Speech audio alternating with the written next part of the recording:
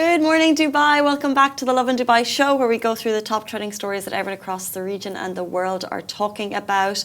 Our top story for you today: Arab countries call to halt Israeli hostilities against Iran. And airlines are facing delays due to regional tensions. We're talking about the amazing story of the UAE entrepreneur who's donated 2 million dirham to the families of students who passed in the Air India tragedy. And the Lebanese singer Elissa wins big in Dubai courts. In today's rapid weather report, it's mostly sunny with temperatures ranging from 31 to 43 degrees. Guys, before I get into all of that, Masa, I have a surprise for you, which I've told you I have a surprise for you, but I haven't told you what the surprise is. I want to know because I can't wait any longer. Okay, so I got this and I pretend it's for you, but it's actually for Wow, okay, us, big bag. because I want, it's for you, but it's for me because I have been abstaining and I kind of just want us to do a little chocolate? taste test Fix chocolate! of the new bar. Yay! The mango flavor, right? Yeah, Okay. I love mangoes. okay, let's But go. mangoes with chocolate, I'm not so sure. I got extra. So let's see. Oh my god! What Fix is your favorite? This should be my surprise for you. Well, here we are, Masa. I pretend it's for Masa. This is for me. Okay, that's a mango flavor. Did you try it before? Is this your first time? No, trying this is it? the first time. Really? Yes. Okay, but you have to try it with me. I Of won't try it- course. I'm terrible with unpacking, so So this was the flavor that was launched on Friday. why does this look different? This is the kanafa. This is the OG. So, It's the original. and you one. have to order 2. It's like 70 dirham a bar, and you have to order. Minimum delivery is like 130 dirhams. You have to order 2. So I also got the dark kanafa, which is the OG, iconic the one. best. Okay, let's do it. God, it's going to be so messy though. Do we have tissues? Yeah, we have tissues. You have tissues. Okay, you go ahead. No, you do the honors. No, you. No, it's you your go gift. first. No, please go No, first. it's your gift. No, you love fixed It's your chocolate. gift. No, please. I go can't. ahead. We're too polite. You must. It No, was you your should- gift. I can't. I know it's really a gift for me, but I can't take the first bite. You can crack it. No, you have to have the I first can't. bite. It's really yours. No, you have to have the first bite. You love I fixed chocolate cannot. more than I do. We could have the first bite together, but you have to crack it open. It's like you're giving me your birthday cake with the candles and asking me to blow them. Give me your blessings. Please, my blessings to you. Let's Oh see. no. Freaking incredible. Okay, mango, Very orange. passion fruit, Okay, this is why it. Okay, popping candies, okay. and Rice Krispies. Is what we're going to taste test for you guys, because this is for you. There is on a the pop show. of color if you can tell. Can you see it? Cheers. Cheers. Okay. I won't have this much, it's too big. Honest It's still the review. morning. Okay. You want my full honest review? I can be a bit harsh.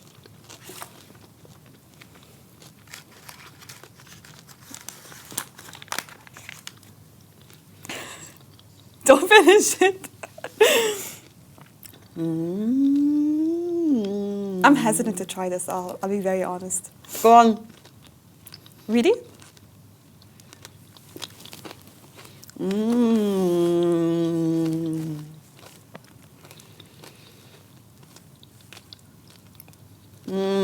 So good.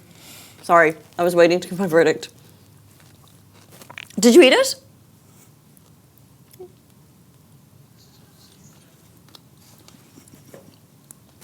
Oh my God, Massa, are you joking? You don't like it? What is wrong with your taste buds? Where did they come from? What do you like?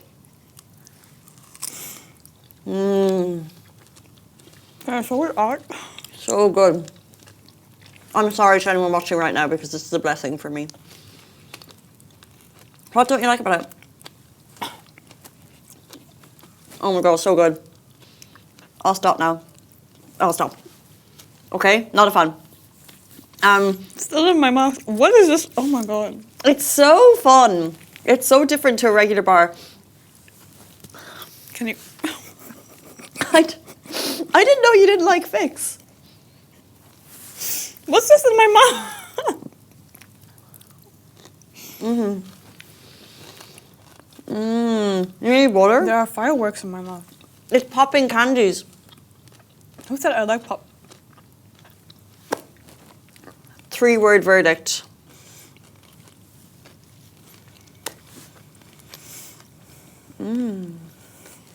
That's so good. So good in bed. No way. Did you actually like it? I love it. I'm thinking about this kanafa already. It's so good. Stick to the original. Oh, I really enjoy it. I just love Fixo. I love mango as a flavour. The popping candies are very annoying. It's just popping candies. Live your life. Have a bit of fun. Enjoy the small moments. Kids would love this. I couldn't eat the whole bar. And my OG favourite will still continue to be kanafa. But do you like this one? Would you I could order keep it going. again? I could really keep going. I could tuck into Really? that, and you wouldn't see me for the rest of the day. It's really tasty. I really like it. I love Fix. Someone says Casey's face tells it all delicious. I do. She really likes it. I really like Fix. I love it. I didn't like it. But also, I haven't been eating chocolate for a while Oh. because I'm trying to be healthy for the wedding. So Oh, this was your my first bite of chocolate. in like a month. Yeah, I'm so happy you liked it. I know, and like this is going to be my day now. Oh my god, I'm so happy you liked it. Imagine you didn't like it. I'm sorry you didn't. I didn't realize you didn't like Fix. That was No, I like Fix. a terrible surprise. You like this one? I like this one, yeah. I like the original one. And I like the pretzel one, the peanut butter pretzel. That really was more your gift. No, you So should this have was it. for. I'm so This happy. one was for me, so I can't. I know you like this, but this one. No, it's okay. I'm joking. I'm good. If anyone wants to have my gift, they can have it. I'm joking. I'm joking. Last time I gifted myself. No, I'm joking. Okay, guys, it is the Wednesday morning. A lot of top stories across the region that are taking attention, so we're going to jump right into them. Arab countries call to halt Israeli hostilities against Iran. The UAE is part of a joint statement that rejects and condemns Israel's recent attacks on Iran, specifically since June 13th. The Arab and Islamic countries have emphasized the need to respect the sovereignty and territorial integrity of states, and they urge for a peaceful settlement of disputes. 20 Arab countries have joined the statement, and the hope is that the conflict can be resolved peacefully as Israel and Iran trade shelling for 5th consecutive days, with both sides now targeting and bombing significant facilities. In line with this, we're seeing travel in the region hit a tumultuous phase, and to assist the Iranian people, the UAE announced last night that it will waive overstay fines for Iranian citizens. The Federal Authority for Identity, Citizenship and Customs and Port Security (ICP) has announced that all Iranian residents and visitors, regardless of visa type, are exempt from overstay fines.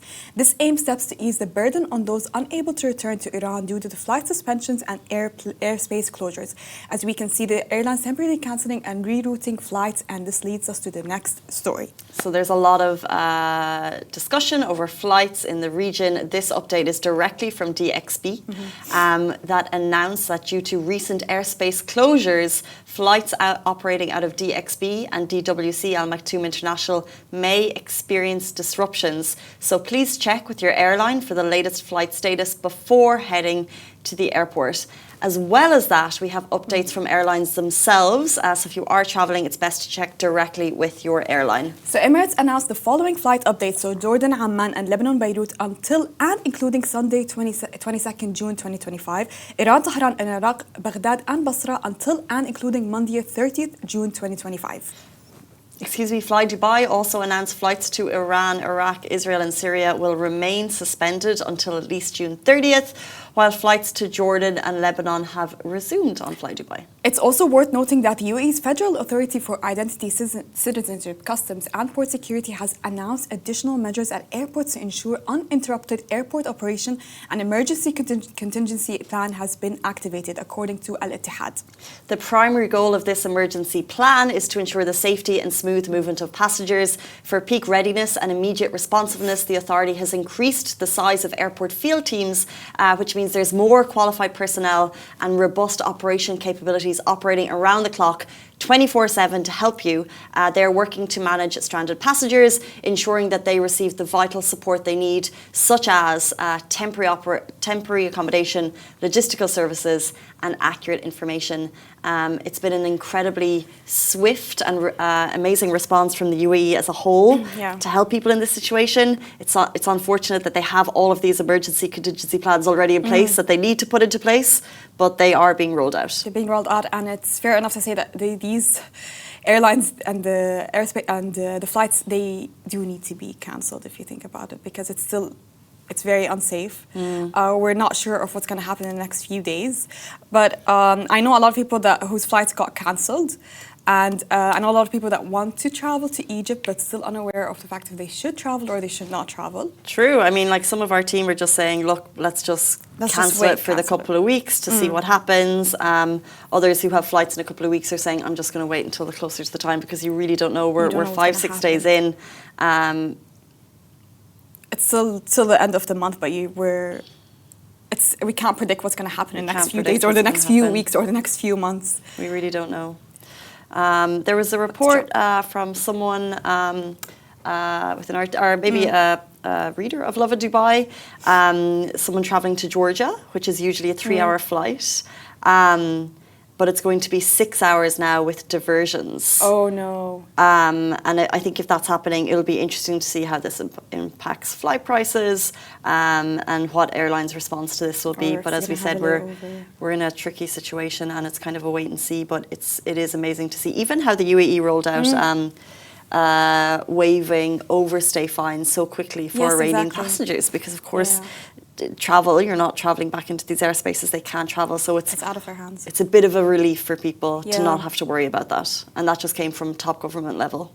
Yeah, I was so happy to see it also as well because it's really not within your hands. Even the people that are stuck and unable to find flights, it's not really within our control. The flights are getting cancelled, the prices are going up, they're insane. Are they? Yeah, because a lot of people would travel through the Middle East airline. Because usually it's open during those times and they would get filled immediately and the prices would go up, so it's not really worth it to travel. Interesting. Let's see. I think just wait a few days before you make this big decision. I know it's summer, but I think it's better to wait a few days. This is the thing, you know, speaking to so many people planning their travel in summer. But I think really the safety that we have here means that like our travel plans are the least of people's worries, and the real worry is the safety of... It's the safety of the people. My aunt is supposed to come next week actually, but we're telling her from Jordan. So we're telling her to postpone her flight. Why? Because you can't really predict the flights. More on that as we get it. This story is developing and we're giving you updates directly from UAE government sources as soon as we get them. Let's jump into our next story. The story of an incredible gesture by a UAE entrepreneur who donated 2 million dirham following the Air India flight tragedy. So this is the founder and chairman of Burjeel Holdings. His name is Dr. Shamsir Vayali.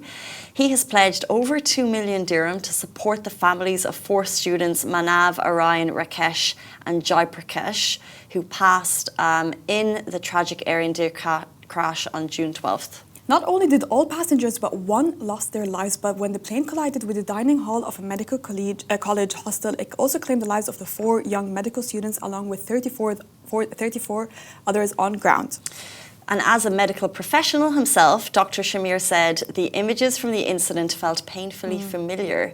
He said that these 4 students were future frontline heroes.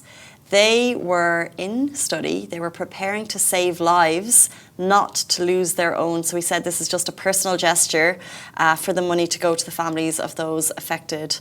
I just have goosebumps thinking about this. Like the whole thing is just so tragic and so senseless and so unfair. So unfair, yeah. It's just so unfair. So many stories coming out of this plane accident of families who lost their lives, kids. The different travel stories as to why the people were on this plane and why this moment. And pictures that came out. Did you see the family that took their last picture before the plane boarded? Maybe tear up haram. It's just made it so rest in peace. Yeah, I did.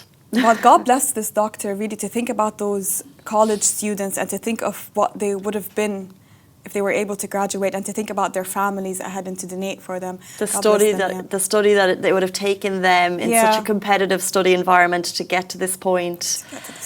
And then this tragedy happens. May their soul rest in peace. But I think what is really important is the people's reaction to such stories. And the thing that I noticed that emerged after the story made headlines is the amount of racism and the hate comments that came out. It was unbelievable. You never expect people would be so racist for such a huge tragedy. Like, their families are already going through a lot dealing with this loss. For you to write such ugly comments and heinous comments, why? What drives you to do this? On TikTok, on Instagram, you see them under headlines because it was distributed, like pictures, Daily Mail, it was all over the news. You open the comment section. Of course, there are people that are leaving their wishes, but the racism. I saw one post that brought together a couple of these comments, and you're so right. What drives you? What drives you? Why? Yeah, I don't it's impossible to answer because I've never met someone who admits to making these types of comments, and then is it our duty as platforms to monitor these comments? And it is. It is.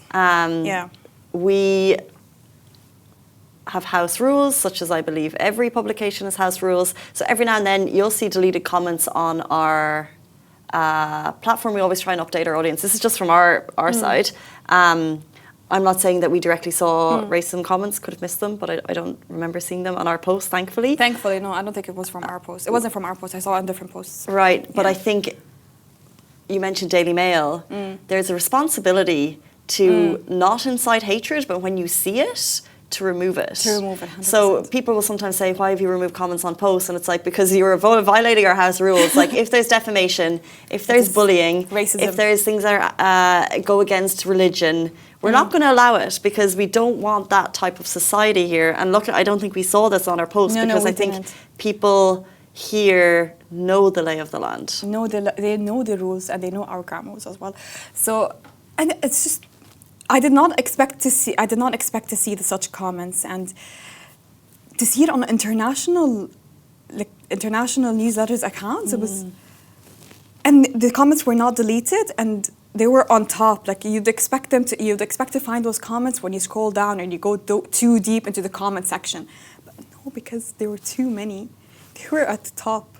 It's the first thing that you open as soon as you open the comment section. Yeah, it's literally the first thing that you see. But a lot of people were defending, honestly. Like, God bless them. The community did come together. A lot of people were replying to those comments, calling them racists, of course, calling them like, what is this? Like, why, if you're hearing a story of loss and a story of where people lost their lives, why are you making those comments? So no, a lot of people came into their defense.